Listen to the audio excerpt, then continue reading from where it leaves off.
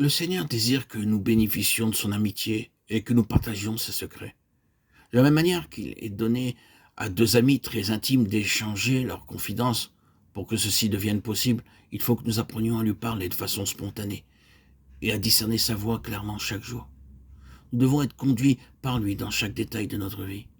Or, si nous prenons l'habitude chaque jour de nous retirer pour nous recueillir dans la prière, il arrivera un moment où le Seigneur Jésus-Christ nous parlera à travers sa parole et nous révélera beaucoup de choses secrètes qui sont cachées aux yeux des sages et des intelligents. Toutefois, pour gagner son amitié, il faut que nous répondions à ses avances avec sincérité. Les chapitres 12 à 22 de la Genèse nous apprennent que l'Éternel apparut 10 fois à Abraham en l'espace de 40 ans.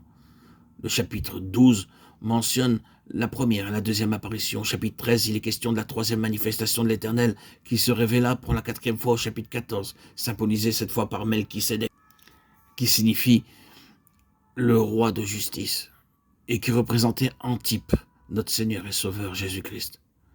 En ce temps-là, Abraham revenait du champ de bataille où, avec une poignée de ses propres hommes, il avait mis en déroute les ennemis du roi de Sodome.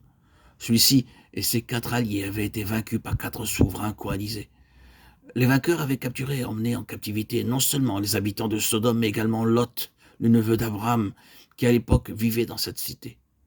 Abraham prit les armes et délivra Lot, sa famille, ses biens, le peuple avec lui. Genèse 14, 16. Par la même occasion, il porta secours au roi de Sodome et à ses hommes. Pour témoigner sa gratitude envers le patriarche qui venait de délivrer ses sujets et de reconquérir tous ses biens, le monarque s'avança vers Abraham et lui dit généreusement « Donne-moi les personnes et prends pour toi les biens. » Cela aurait pu être une très grande tentation, mais Dieu veillait sur son serviteur. Nous avons déjà vu combien les gens de Sodome et Gomorrhe étaient méchants, ils étaient souillés aux yeux du Tout-Puissant, eux et tout ce qu'ils possédaient. Or, l'Éternel ne voulait pas qu'Abraham acceptât le moindre présent de la main du roi de Sodome. C'est pourquoi il envoya Melchisédek à sa rencontre, Genèse 14, 18, afin de lui donner le surcroît de force dont il avait besoin. Ainsi que nous le voyons dans Hébreux 7, 1 à 3, Melchisédek était souverain sacrificateur du Dieu Très-Haut.